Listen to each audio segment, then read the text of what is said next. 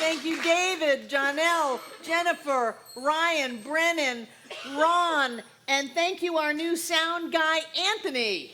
Yay! I love this teaching.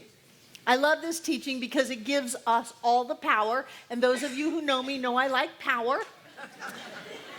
I like being in charge. It's when I try to be in charge of you that I get into trouble, but I like being in charge of me. I like being in charge of my life. I like having a say in what happens to me. I'm not a leaf blown around by the winds of fate. I am a powerful, creative, spiritual being alive and well on planet Earth. And my life will be to me what I am to it. It is what I bring to life that determines what I get from life. And so I'm the one in charge. If I'm not getting what I want out of life, then I've got to look inside of myself and say, well, what did I bring? Where is what I want that I brought forth into my world? Because I guarantee you, if you bring it forth into your world, you will get it back. I love Mick Jagger, Rolling Stones. He sang a song decades ago that said, you can't always get what you want, but if you try sometime, you just might find you get what you need. And so I've changed that because we don't get what we need. We don't get what we want. We get what we are, and we get what we bring. Have you ever gotten an invitation to a party and it says BYOB? Usually means bring your own booze. How about BYOL? Bring your own life. Bring your own life into your world and you will get the life you brought. So if you're just some curmudgeon old rack and fratchet that goes around and just spews negativity at everybody, that's what you're going to get back. And if you go around with love and support and generous heart and uplifting nature, that's what you're going to get back. So when people come to me for counseling and they start bemoaning all of the people in their world, or better yet, they talk about this relationship and then that relationship, often marriages, this marriage and that marriage and that marriage, and they're all the same story, I have to ask them, what is the common denominator here? It's not these people out there, it's you. Sometimes people don't come back to see me, and that's okay. Because I want to be in charge of my life. If something is not going the way I want it to go, I want to be able to have the wherewithal to change that. And that's what this teaching gives us. It gives us the ability to change the experiences of our lives. Hallelujah. That's what I want. I want to be able to look into my future and know what's there because I put it there. I put it there every day with meditation, treatment, affirmations, watching what I think, looking at my belief systems, seeing what the recurring patterns are in my life, and noticing how I did that, and then having the courage and the strength to change that. That is empowerment. That's what this teaching gives us. And then the entire universe comes together in concert and harmony to bring that about in our lives. Last week we talked about Pigpen. Remember? Oh, yeah. How Pigpen in the Peanuts comic goes around with this aura of mess.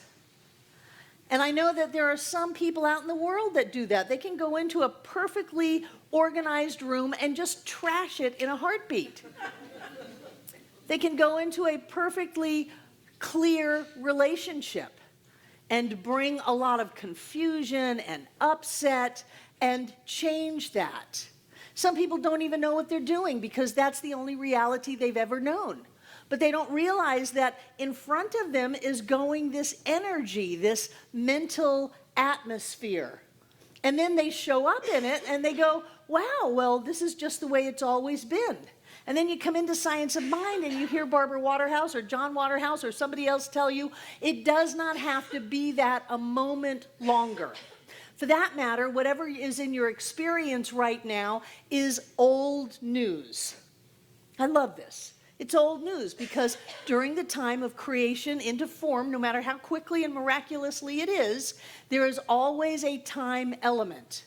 And so we have a thought, we have a belief, we make statements, we have feelings, and then we have our experience. So whatever our experience is, don't give it a whole lot of credibility because it's changing just like that, depending on what we are doing inside of ourselves. If we look at a situation and it looks like it's a disaster and we go, there is a blessing in here somewhere, we put the blessing in there. What did you bring?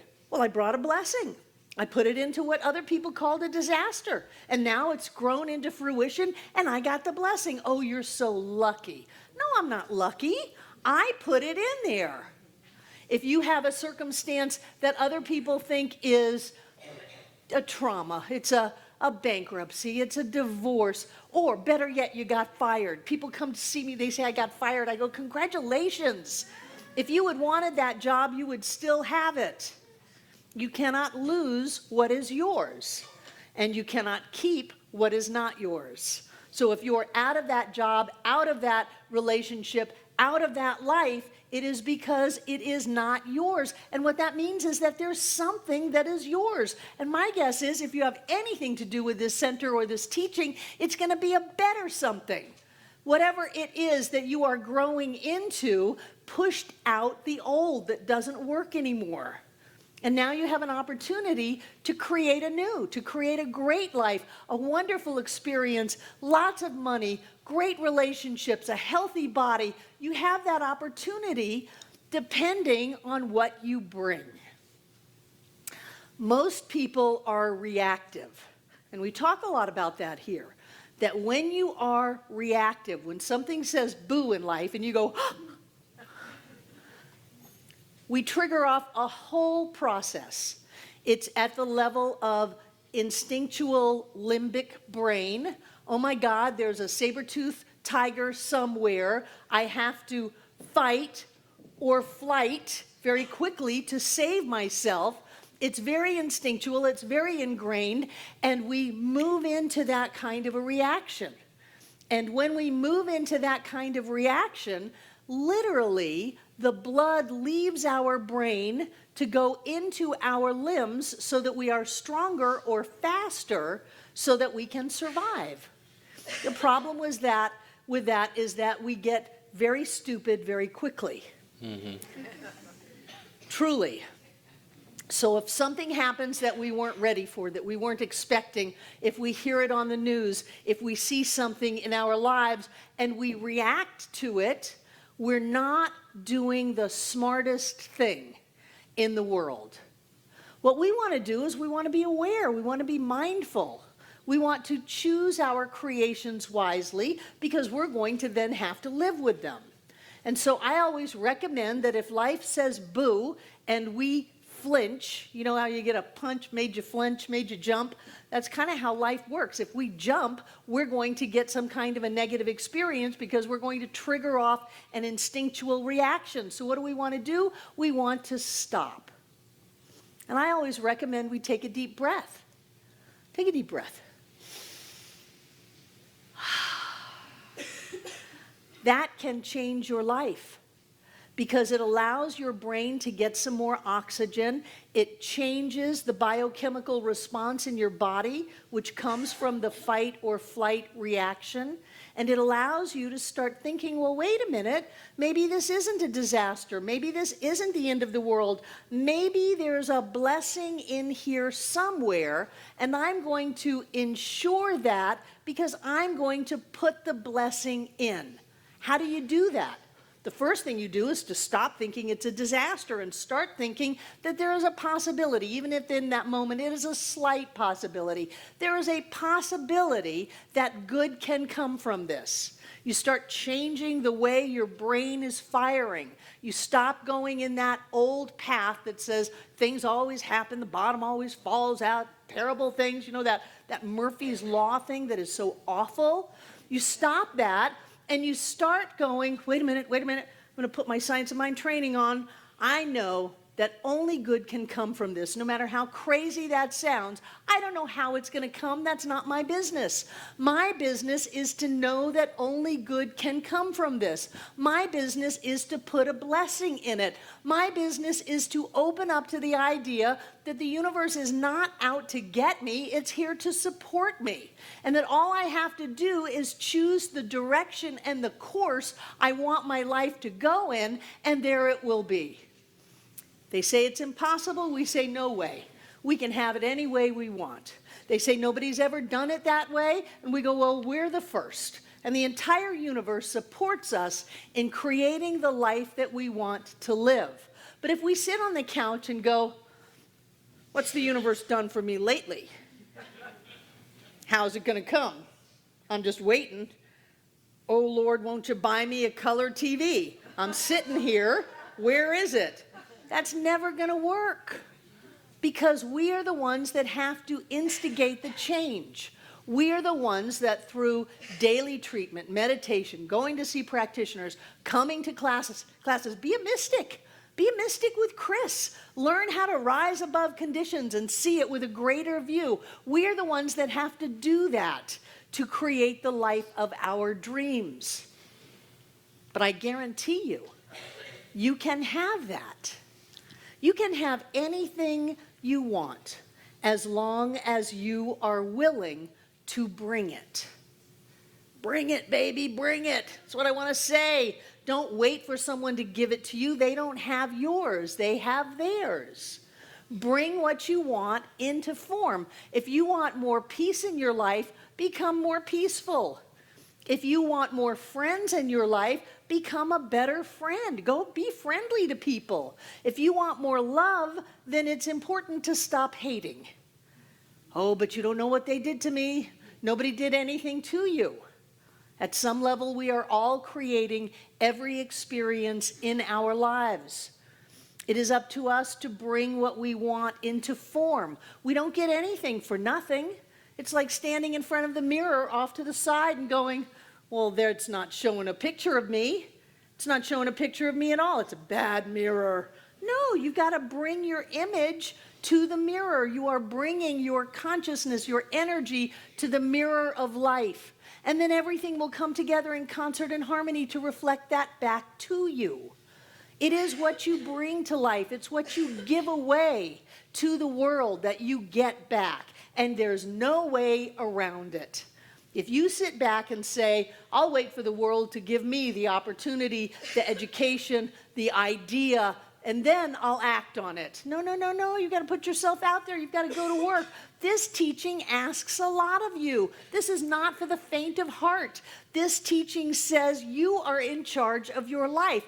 You are creating thousands and millions of people in alignment with your consciousness, and you call it the world. There's really no one else in your world but you. It's true. You're it. You're it. And so if you live in a world peopled by cranky people, you're the cranky one.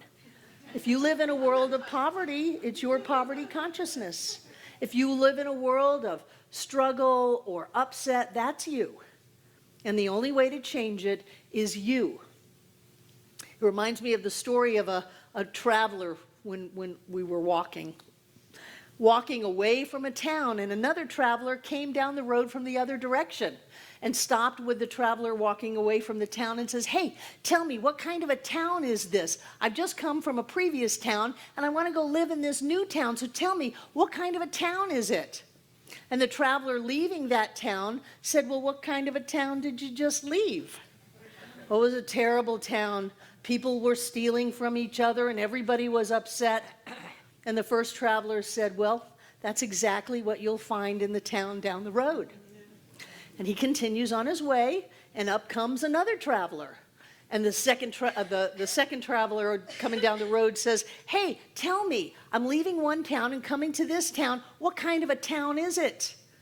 And by now you know that the wise traveler leaving that first town said, well, what kind of a town did you just leave? Oh, it was wonderful. It was filled with loving people and supportive and generous. We were all prosperous and had a wonderful life. And he smiled and said, well, that's the town that you will find.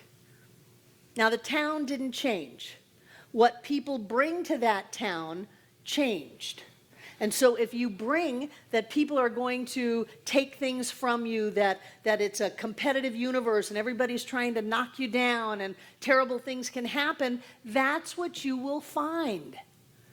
And yet if you bring the idea that says, I am loved and supported, I am a powerful, creative, spiritual being, alive and well on planet Earth, I am prosperous, healthy, I have more than enough so I can love you and give you an opportunity and help you out, then that's what you will find. All of these people who give it back to us.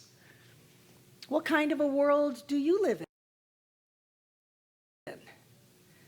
Because whatever kind of a world you live in, you brought with you.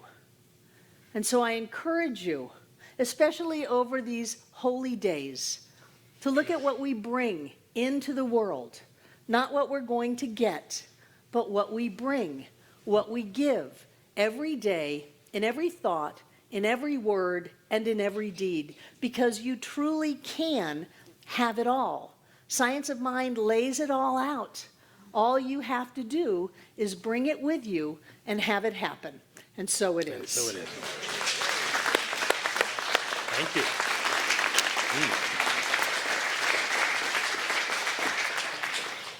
Thank you, Barbara. Who do we have here for the very first time this morning? Never been to the center till today? Would you raise your hand? Let us say hi. Welcome. Thank you for being with us today. That's great. Anyone else? Okay, we got you. Thank you again. We've got a gift for you out there, and we're delighted that you're here with us today.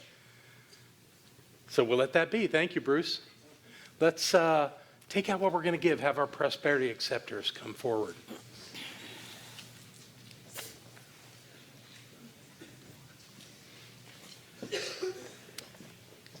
Barbara and I haven't put in a check in for a while, and that's me. I made a mistake. In October, I put in a check for my entire paycheck. So that was 100%. And so I've coined a new phrase, pre-tithing. But we're almost caught up, so I'm sure there'll be a check from us really soon. Take what you're going to give. Hold it close to your heart. Be grateful. Grateful for this ability to share, this ability to live a prosperous life and have more than enough. Thank you for knowing with me that this incredible life continues to show opportunities to prosper, to be abundant, and to share what we have in our lives and how good it is what we do is for each of us and all of us together. So being blessed, having this to give, whatever it is we're giving today, we know that it's God in the midst, because that's all there is. And knowing that's so, we'll repeat these words together aloud. I freely and joyously give from the abundance and fullness of my overflowing wealth, knowing my gift goes with love as it touches and blesses the world. And so it is.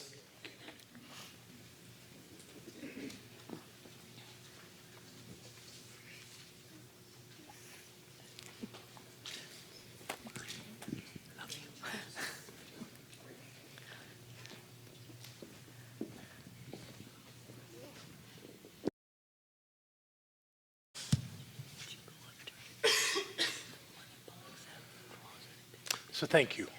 Thank you for the way you support this community.